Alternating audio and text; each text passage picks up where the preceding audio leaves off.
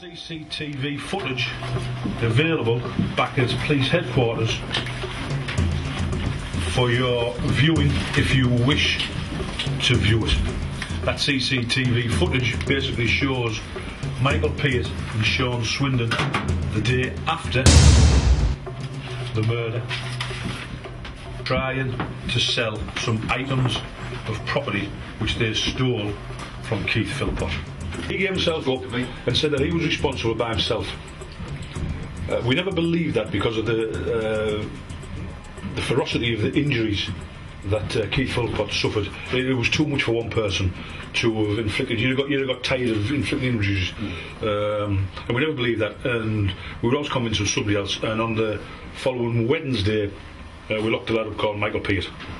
It was pretty tense. Yeah, pretty tense. It was a heavy-duty crime.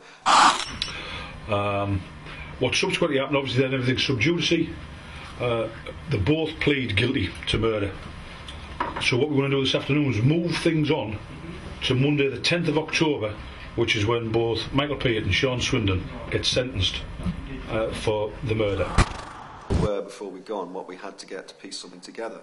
We were grabbing GVs like crazy, wide shots, close-ups, everything, walkies, the lot. But the interesting thing is, I wasn't perhaps putting it together in terms of print, I was seeing it as a movie.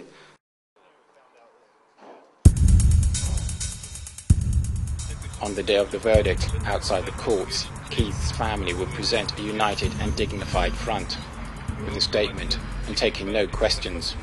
It's a delicate task for journalists wanting to tell the story, but mindful of being insensitive to personal grief. Paul, back from his one-on-one, has just missed this.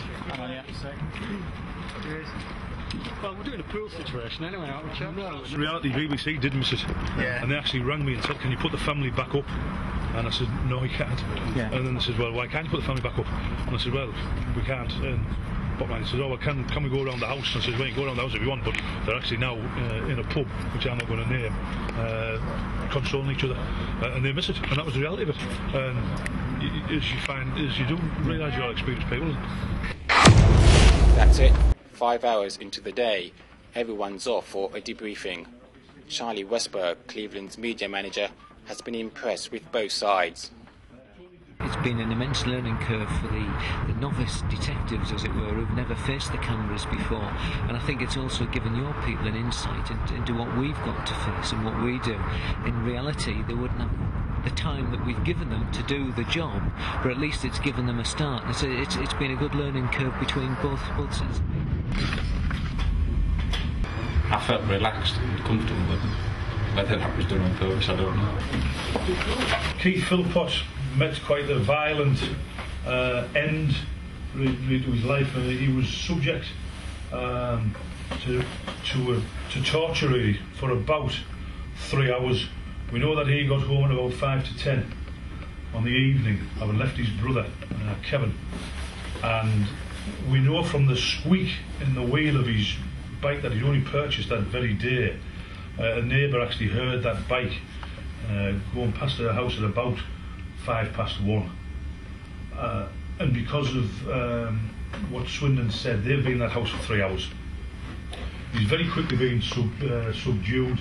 He's tried clearly to escape through the bathroom, which is why they've brayed the bathroom door down, and then they've used his own socks, and they've got socks from Keith's sock drawer, tied them up, and then they've just taken them turns really to inflict head injuries on him that would have killed him.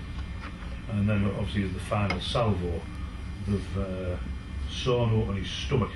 We set out today hopefully to set you some technical challenges that hopefully you would get some benefit from the day.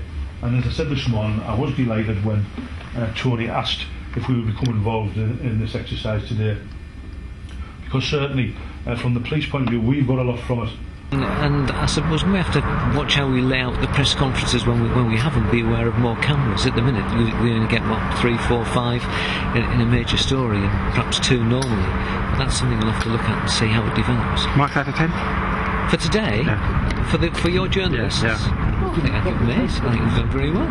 Could I really just thank the police for helping us out today, and especially Tony as well for helping set it up. I'm sure I speak on behalf of all of us on the course. One, it's been a fascinating day. It's been very hard work, but it's been very beneficial to us, and we'd really like to thank you all for that. So, thanks very much.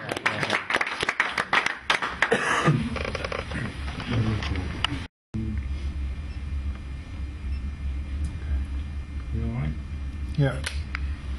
To sum up, fantastic day, great learning experience for everybody concerned, and thanks very much for involving us in your training.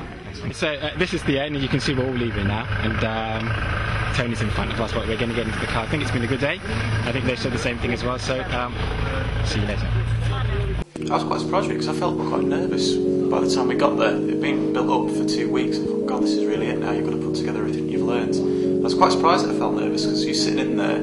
There was an atmosphere. Everyone felt tense. Reporters felt tense. I think the police that were actually being questioned felt tense. So you sort of fed off that. And you thought, Christ, at one point there's so much to actually remember. But when the camera kicks on and you do start to slowly just do it automatically, I suppose. But yeah, I was really impressed with the day. But I was just surprised with how much there is to remember, how much there is to do. But yeah, it was fascinating. Really enjoyed it. Michael Pate and Sean Swindon are now serving life sentences. Keith's family are having to rebuild their lives. The detectives at Cleveland now have a good idea what to expect from this new breed of journalist. And the new video journalist, 3 days later, the Hull Daily Mail would post their first live story, grabbing 4,000 hits. A week after, the Liverpool Echo scooped the national media by being the first online with the end of trial statement from the race murder of Anthony Walker.